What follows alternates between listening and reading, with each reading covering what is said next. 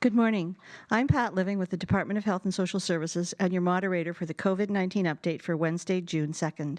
We're joined today by Yukon Premier, the Honourable Sandy Silver, and the Yukon's Chief Medical Officer of Health, Dr. Brendan Hanley. Our sign language interpretation is provided by Mary Thiessen. Unfortunately, we will have no French translation this week. Following our speakers, we will go to the phone lines for questions from reporters. We will call you by name, and you will each have 2 questions. Premier Silver. Thank you very much, Pat. And thank you, everybody, and good morning. Thanks for joining us on the traditional territory of the Kwanlin First Nation and the Ta'an-Quachin Council. It's very great to be here with Mary and with Dr. Hanley.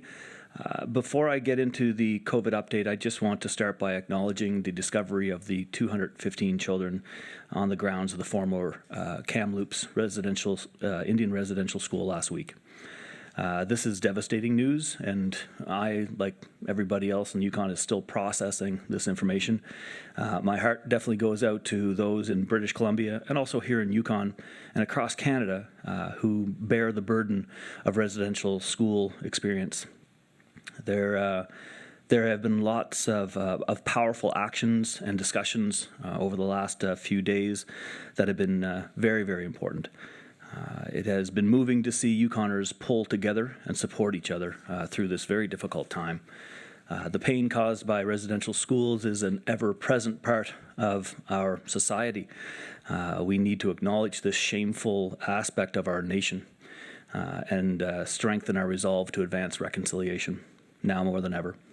All Canadians need to work together to address our complicated history and create a brighter future for the next generation.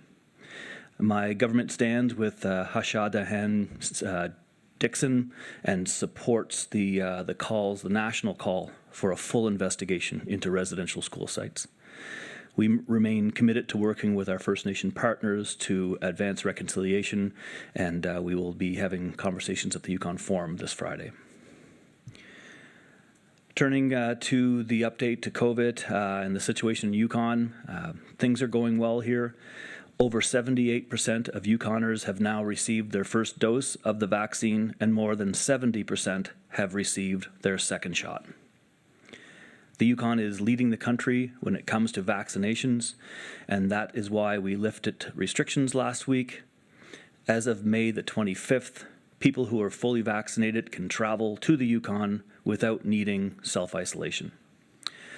Now, fully vaccinated means that you've received the recommended number of doses of COVID-19 vaccine authorized for the use by Health Canada, and more than 14 days has passed since you received the last of the recommended number of doses.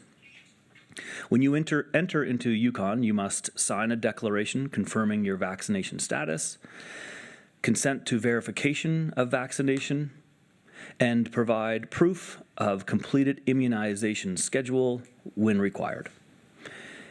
If you were vaccinated in Yukon or in British Columbia, you're required to sign a declaration and consent form. You're not required to provide any additional documentation after that, as your vaccine status can be verified through the Panorama database by Health and Social Services staff. If you were vaccinated somewhere else other than Yukon or British Columbia, you must provide documentation from that jurisdiction where you were vaccinated. The documentation must clearly identify the jurisdiction in which you were vaccinated, the vaccination dates, evidence that you've received all required doses of a Health Canada approved vaccine. You can scan or photocopy your proof of vaccination and submit it on our secure online portal. The secure portal is only seen by Health and Social Services staff authorized under HIPAA, which is the Health Information and Privacy Management Act. They will be there to verify your documentation, and this is the process until a formal consent national record is developed. Last week I met with our fellow premiers and the Prime Minister, and I reiterated my call for a national registry to verify vaccinations. We all recognize the importance of protecting private health information, but also ensuring that Canadians can travel throughout the country as it becomes safe to do so. We are ahead of the curve here in Yukon, and we need to keep that up. I keep in mind what Dr. Theresa Tam said when she called the Yukon a model that we're all looking towards for success. The eyes of the nation, they're definitely on us as we get ready on the path of recovery. This week, our youth vaccination rollout began in Faro, Watson Lake, Whitehorse, and Haines Junction. Youth can book appointments in Carcross and Tagish later this week, and also in Mayo, in Pelly Crossing, in Carmacks, Dawson City, in Teslin, Old Crow, and Ross River in the coming days. I want to thank all of the youth who have already stepped up to take their shot. And I also want to strongly encourage all of our youth to get immunized. As Dr. Hanley can attest, immunizing our youth will lead to a dramatic reduction in the risk of spreading COVID-19 in our territory. You have heard me say before that the more people that get vaccinated, the safer that our territory will be. This is still true. So please, set up and take your shot if you haven't already. You can also book your appointments online at yukon.ca/this is our shot. As our vaccination rates continue to increase here and across Canada, and as the case count slowly but surely declines in the provinces, we will soon be in a position to lift more restrictions. Dr. Hanley has provided our government with new recommendations, and the public service is doing the appropriate work and due diligence to operationalize these recommendations. If things continue to go well, Yukoners can expect changes in the coming weeks, around mid-June. One in particular that I know will be welcome news to many families in the territory has to do with children under 12 years old. The plan is that unvaccinated children under the age of 12 who are traveling with fully vaccinated parents and caregivers or caregivers will not need to self-isolate when they enter the territory. I know that many Yukoners are anxious to travel and to visit family they have not seen for months, and maybe introduce some new members of the family. It is still very important to respect the travel requirements that are active in various Canadian jurisdictions outside of the Yukon, but we are on track to make this change, as I said, very, very soon. I also know Dr. Hanley and his team are working closely and looking closely at the guidelines that apply to bars and to restaurants. Last week, public health officials met with several folks that operate bars and restaurants in the territory to discuss the updated guidelines that came into place on May the 25th. I know that this was a very fruitful discussion and that we received some very helpful feedback that will inform updates to the guidelines in the coming weeks. And I want to thank all of our local businesses, the business owners, for continuing to adapt to the COVID-19 situation that we're all dealing with, and also continuing to serve Yukoners. Thank you very much. I also want to thank all of Yukoners for continuing to support these Yukon businesses. It remains incredibly important to support our local businesses as we get on the path to recovery. Last week, Tourism and Culture Minister Ranj Pillai announced some of the details about the Great Yukon Summer Campaign. This is all about supporting local companies to kickstart our tourism season. The first package deals will start to appear online later this week. So keep an eye out and start planning. Start planning to explore our beautiful territory this summer. With a little help from the weather, it will be truly a great summer. In the meantime, again, as I say every week, please continue to follow the Safe 6+1, masking up.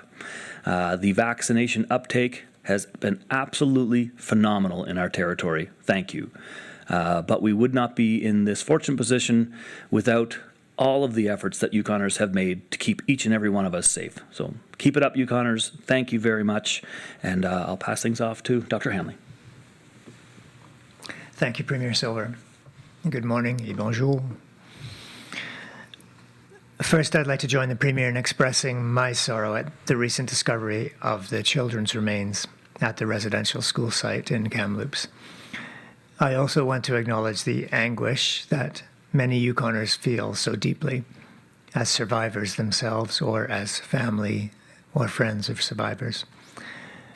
This tragedy is a further deep scar on our country that challenges us all to understand, to answer what we yet don't know, to continue to heal through truth and reconciliation, and never to forget. As the Premier said, I have recently provided some new recommendations to the government on additional changes to public health measures, and we will be pleased to bring you details soon. We also took a look at the self-isolation requirement for children under the age of 12 and have made our new recommendations based on projections of declining risk of COVID exposure in Canada and the correspondingly low risk of acquisition by young children in the care of vaccinated caregivers. With the ongoing good news of vaccine effectiveness and increasing uptake across the country, we can increasingly see the light coming back into our world just as summer solstice draws nearer. It certainly is a different world than the one we lived in a long 15 months ago. As the pandemic approached, we prepared our response on the premise that we were a susceptible population. This was a virus that no one's immune system was primed for. Today, our experience in managing this over the past year, combined with the promise of vaccine, has changed that. We have demonstrated over and over again that we can control and contain this virus with the right measures. Now with vaccine, our susceptibility as a population has plummeted. We are much better equipped to live with this virus and keep its impact to a minimum while progressively winning back our freedoms. As we move towards new phases and new freedoms, we will also have lessons learned to bring us into a living with COVID future. We have learned how effective it can be to stay away from others when ill. We have learned that our mother's advice to wash our hands is really good advice. We have learned that wearing masks is not as awkward as we first thought and can help to protect ourselves and others from infection in the right circumstances. We have learned in healthcare how critical it is to adhere to good, consistent infection control. We know the importance of investing in and maintaining strong communicable disease control, including surveillance, testing, and contact tracing. I hope these are lessons that we can stick to for years, even generations to come. As the Premier said, we continue to see no new or active cases in Yukon, and we are pleased to see that for the majority of the country, apart from Manitoba, that cases are declining. The risk of cases coming into Yukon is therefore lower, although some risk is still present, and some risk will likely stay. The consequences of any one case or cluster, though, are not the same as they would have been even 6 months ago. Our increasing vaccination rates mean that the risk of seeing a large outbreak occur in Yukon is relatively low, and even if we were to see a large outbreak, the consequences would be much less. A population vaccinated as highly as we are means that the chance of people becoming sick enough to go to hospital or suffer serious outcomes is dramatically lower. Thus, we do find ourselves in a different place than before, and we are poised for further relaxations of our restrictions in the near future. On Monday, we began the first youth vaccination clinics. I need to give a big shout out to Hunter Wendt, who was one of the first youth to be vaccinated in Yukon. This is another remarkable moment, and I hope this young fellow is incredibly proud to be part of this historic moment. High five, Hunter. This week's youth clinics started in rural Yukon with Faro and will wrap up in Ross River in 2 rounds for 2 doses up until mid-July. While a small team goes to the communities to administer the Pfizer vaccine, the Whitehorse Convention Centre has started administering the Pfizer to the 12 to 17 age group. First doses over this week and next, and then again for second doses starting the week of June 23rd. The first couple of days in Whitehorse have gone swimmingly with lots of kids showing up. So far, we have seen a great uptake in appointments, with the majority of our Whitehorse appointments already booked. This is another forward step in our vaccination campaign, and once again, I must commend the contributions, collaboration, and enthusiastic response of Yukoners in stepping up to take the vaccine, protecting not only themselves, but others as well.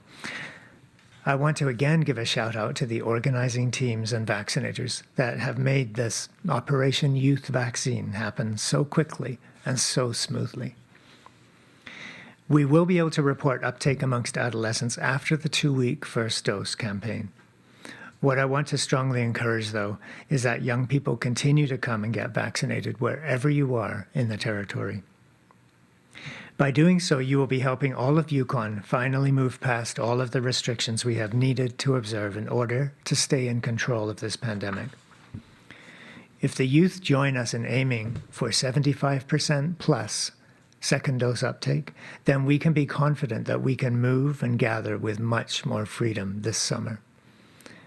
Modelling by the Public Health Agency of Canada suggests that adding the 12 to 17-year-olds to our vaccinated population could save Canada from an additional wave of infection, protecting all of us, particularly older and immune-compromised individuals, as well as those unable to get vaccinated.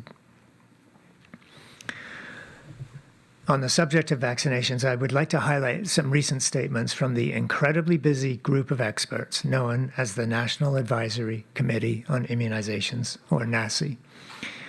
One statement brings some real-world experience with the vaccines back to strengthening the recommendations about immunizing people in special categories. The experience is very encouraging. There have been no safety signals from vaccines being administered to anyone that is pregnant, breastfeeding, immunocompromised, or with an autoimmune condition. I'm very pleased with the recent update, which reinforces our encouragement for people in any of these groups to come and get vaccinated if you have not already. The NACI statement is posted on their website, and we have information on the mRNA vaccines posted on our own YG COVID-19 website.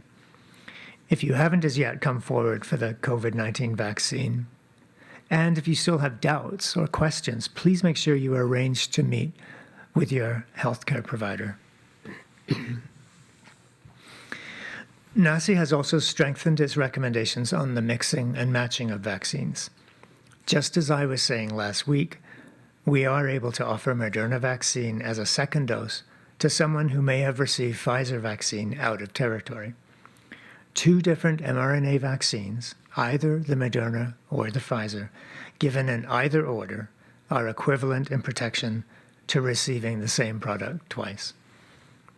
Therefore, if as an adult you did receive Pfizer vaccine as first dose out of territory, you can expect to receive the Moderna vaccine here in Yukon as your second dose. It's comforting to know the announcement of reduced self-isolation measures last week brought smiles to households across Yukon. Along with the other measures that fell into place last week, these feel like the first full steps on our way out of this pandemic. With that said, I would like to once again remind you that there are some other changes to self-isolation measures that affect those who are not fully vaccinated. As described in our Path Forward document, we need to continue to strengthen our foundation so that we can continue to safely move in the direction of opening up. Thus, if you are not fully vaccinated and are planning on traveling into or returning to Yukon, you must self-isolate for the required 14 days upon arrival. You have 2 options for self-isolation. Either, number 1, self-isolate by yourself or with your travel companions in a separate house, hotel, cabin, etc. You must choose a location where you do not have any overlap with any individuals who have not traveled. Or you can self-isolate in a shared household in a separate bedroom, ideally with a separate bathroom. And in this case, any fellow household members who are unvaccinated must self-isolate with you. However, if other household members are fully vaccinated, they can share a household with the travelers and continue to go to work or shopping or go out as long as physical distancing and other safety measures are followed within the household. And all this rather complex information is explained on the website. As always, our highest risk of COVID spread is through importation, otherwise known as travel. Our protection against COVID incursions increases with every % increase in vaccine uptake. Please keep this in mind when planning for travel. You need to have a self-isolation plan in mind if you are not fully vaccinated and re-entering the territory. And that's it for today. Please take care of each other. Remember to be grateful for what we have and stay well. And for those of you who are suffering, sad, or still reeling from the recent revelation of the children's remains unearthed in Kamloops, I don't think I could say it better than retired Senator and Justice Murray Sinclair when he said yesterday, "I pray for you all and hope that you can find a way to continue on in a good and healthy way." Thank you. Shonithan, buenos dias, masicho, et merci.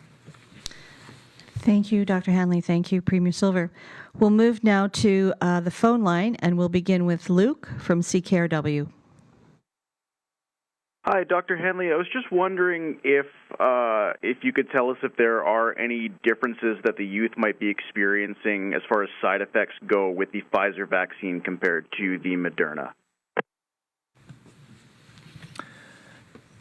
Yeah, well, from our own experience, it's a little too early to say. So I don't have any. I certainly don't have any flags for anything unusual. Often, young people will feel more side effects, having more generally, having more robust immune systems means sometimes that the reactivity is higher as well. So I expect that there'll be. Especially with second doses, I'm sure the young people will be having, frequent onset of feeling fatigued and muscle aches and local swelling and things like that. I know I'm preparing my own kids for that, especially for the second dose. But I think generally we'll see much milder effects for the first dose. But we'll see what stories they bring back from the clinic. Thank you. Next question, Luke? No follow-up for me. Thank you. We'll move now to Philippe, CBC Yukon.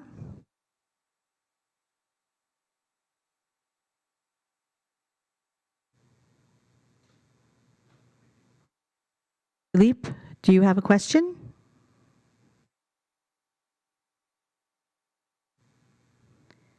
We'll come back to Philippe. We'll move now to Marine, Laurent Boreal. Oh, I'm sorry. I was on mute, but I'm here. I'll ask again.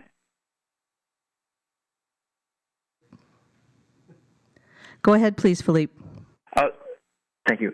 The Northwest Territory is going to offer exemptions from self-isolation for travelers from Yukon. This is a new measure. Will we reciprocate and allow travel from the NWT? Sure, if you want. Doesn't matter. We have been working with our counterparts in NWT. We are already reciprocating because all we need, we have foregone a special exemption process as NWT is now doing for Yukon, and we're very grateful for that. And I know there are many grateful people, particularly in the Beaufort Delta, to hear this news. But we are we already essentially do reciprocate because all we need is that documentation, and the documentation process that the Premier just sort of walked through earlier. That documentation of full vaccination in NWT, and then you're in. Do you have another question, Philippe? Yes, a question for the Premier. You've spoken with other leaders about the idea of vaccine verification or vaccine passport. Can you tell us about those conversations? Has there been disagreement? What has that been like? And where do you see different leaders in Canada on this issue? That's a good question, for sure. There's not a lot of times where all premiers are lockstep in all decisions, so there definitely is different considerations. I think really what we're seeing is Yukon is ahead of the conversation, and what we're also seeing with other jurisdictions is cautious optimism in their areas, but they are following the lead and asking us lots of questions about how we're doing the verification system, how we're working with Panorama, that type of those types of questions. We're also watching the federal government as they develop their red light, green light app, and a lot has changed from the country's perspective as far as their ability to use an app as people come across international borders. So it is all very live of a conversation. The ultimate goal is for all of us to get to a place where Canada has herd immunity, and we can see the stripping down of guidelines and restrictions in general. But as Yukon is ahead of the curve, and again talking about our vaccination rates ever since our announcements as well, and how when you get close to the 70%, and then this news comes out and you see more people lining up to get their vaccination. I see other jurisdictions very interested in that. I've had direct conversations after the national call with individual premiers as well, just talking about the state of affairs. And I think a lot of people agree with Theresa Tam that we are ahead of the curve here, and a lot of different leaders in different jurisdictions have a lot of questions. In general, I think we have support of all premiers that we want to see.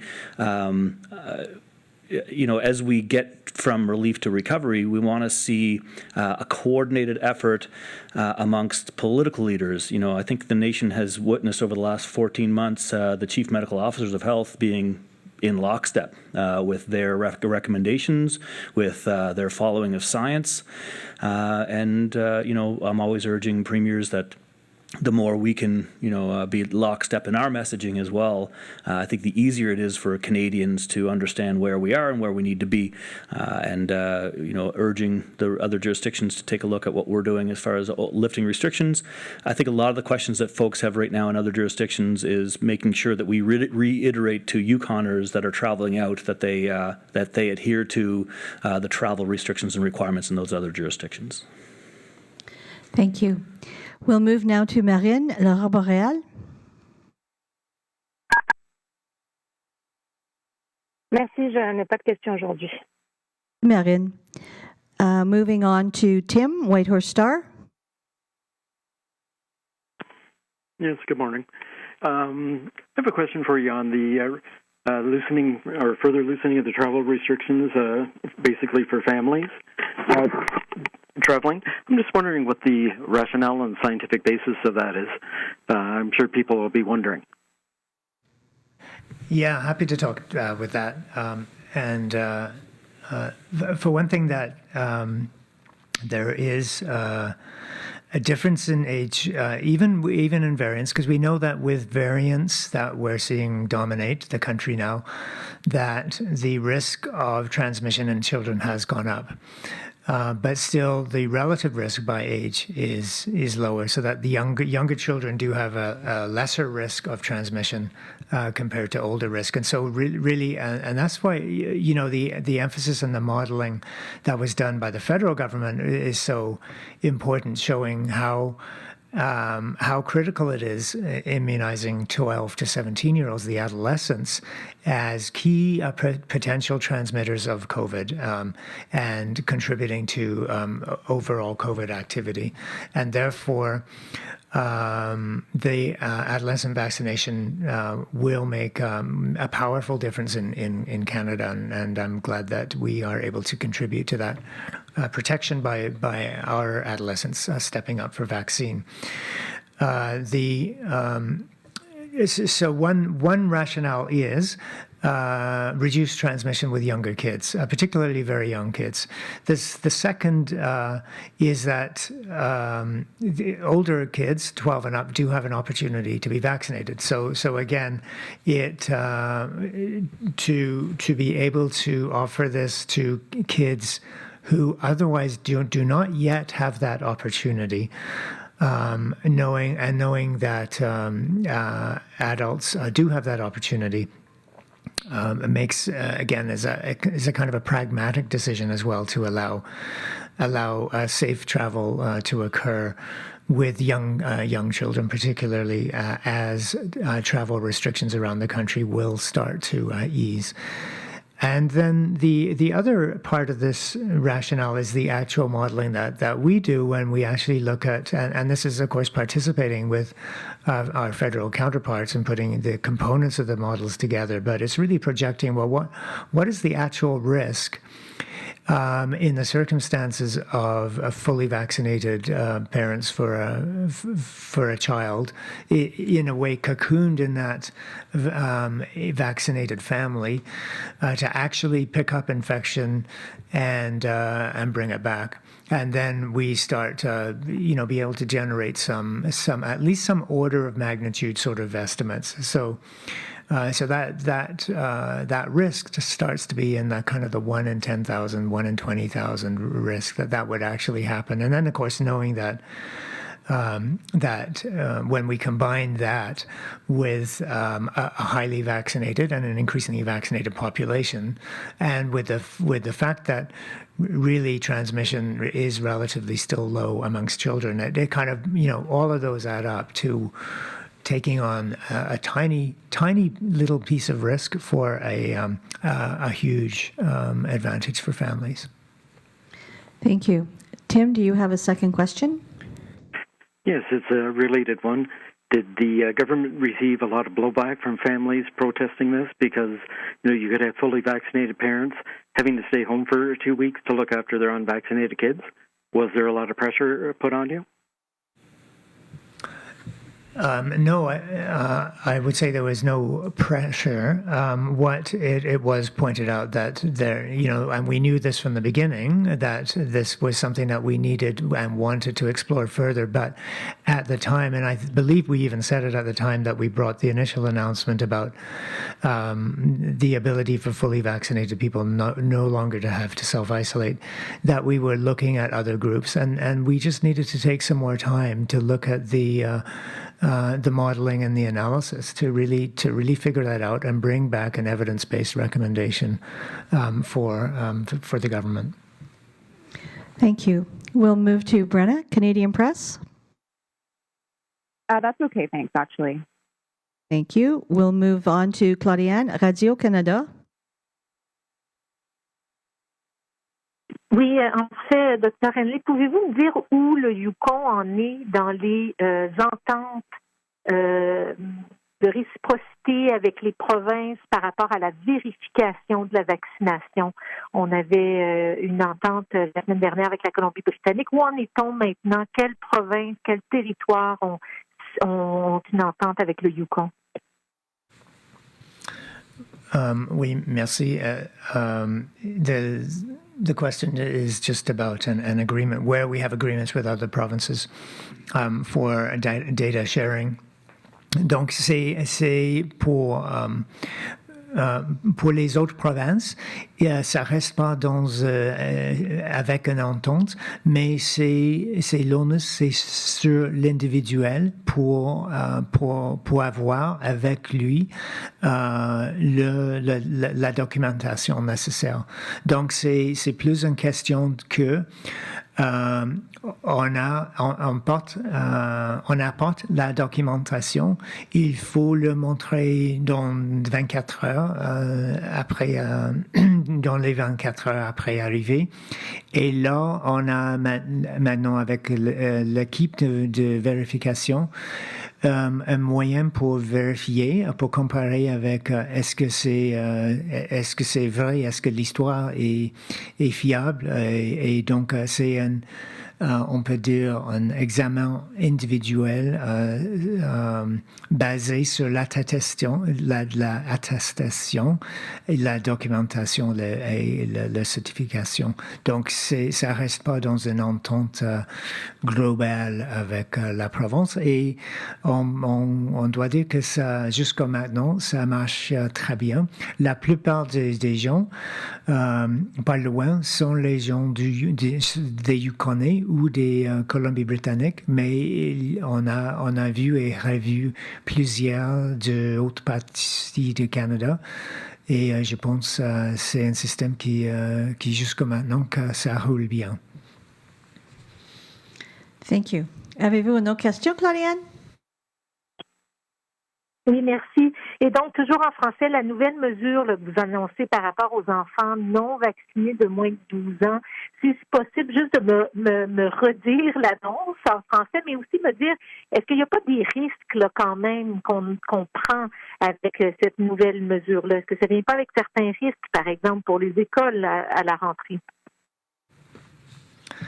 Donc oui, je vais expliquer en français.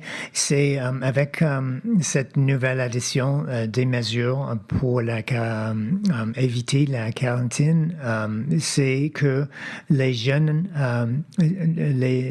moins de 12 ans qui sont accompagnés par les parents vaccinés ou les caregivers vaccinés n'auront plus le besoin de rester en isolation, de quarantaine. Et donc, on a fait beaucoup de travail sur des modèles et pour une évaluation de risque pour voir est-ce que ça pose un risque d'acquisition et de transmission de COVID.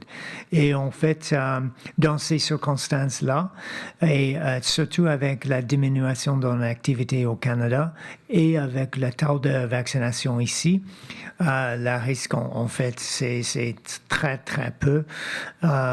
Et c'est un risque dans l'ordre de 1 sur 10 000 ou moins.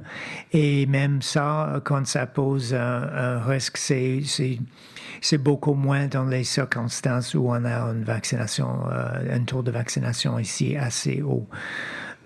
Donc, on est très confortable avec cette recommandation et ça veut dire que même avec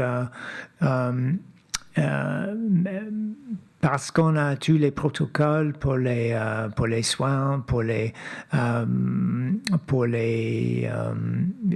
endroits publics, même pour les écoles, on n'a pas de souci. C'est un rappel qu'on a toujours plusieurs couches. On a des dépistages, on a des sanitations dans pour chaque endroit. On a le conseil continuel que si on a des symptômes, on ne reste pas, on ne voit pas ou à la garderie, à l'école ou aux endroits comme ça. Donc, avec tout qu'on a en place, on est très confortable avec le risque. Et chaque mouvement est toujours, chaque chose qu'on fait dans la pandémie ou dans la santé publique, toujours ça pose un risque, toujours c'est une balance des risques. Mais la balance des risques en ces cas-là, c'est beaucoup plus sur la capacité, l'habilité pour la famille de voyager ensemble sans besoin d'avoir la quarantaine en retour. Thank you. We'll move now to Haley, Yukon News. Thank you. I had a question for Dr. Hanley. I've been seeing conversations in the South around youth accessing and making their own healthcare decisions. I was just wondering if you could reiterate, do youth need their parents' permission in order to get the vaccine? Yeah, so it's a really good question, and what we rely on is what we've always relied on for youth and immunization, and for that matter, other healthcare decisions. and that is that that consent is based on capacity and not age. So adolescents are right in that age bracket where they are starting to become autonomous individuals, and they're starting to learn how to make, as any parent of a teenager knows, they're starting to, make decisions and determine their own autonomy within the family and within society, for that matter. So consent really works the same way. So there is actually a one-pager, bilingual one-pager, on how that whole process works. So now that doesn't mean to say, of course, a parent is not wanted. I mean, really, that's a conversation between the parent and the youth, and ideally, those conversations should take place in terms of what questions about the vaccine. Some of the youth I know are doing their own research. They're asking their parents questions. They're asking others, and they're talking with their peers. So it's really making sure that the child has that conversation, reviews the information on the mRNA information sheet, and then reach an agreement about who's going to provide the consent. Maybe it's a 12-year-old, 13, 14-year-old, and that consent is fully taken on by the parent, and that's fine. And it may be a slightly older child who then decides to make that decision. So really, it's having that conversation, and then deciding who's going to be who's going to carry the porte-parole, who's going to bring that permission to the table, and actually always at the table there's that chance to ask further questions. But definitely the parent is a very important part of this picture, but a minor who is capable of understanding and capable of expressing is able to give their own consent. Thank you. Do you have a second question, Haley? No follow-up. Thank you. Thank you. I'd like to thank everyone for their time today. The next COVID update will take place on Wednesday, June 9th at 10 a.m. Please note the change in time. We will start 30 minutes earlier than usual at 10 a.m.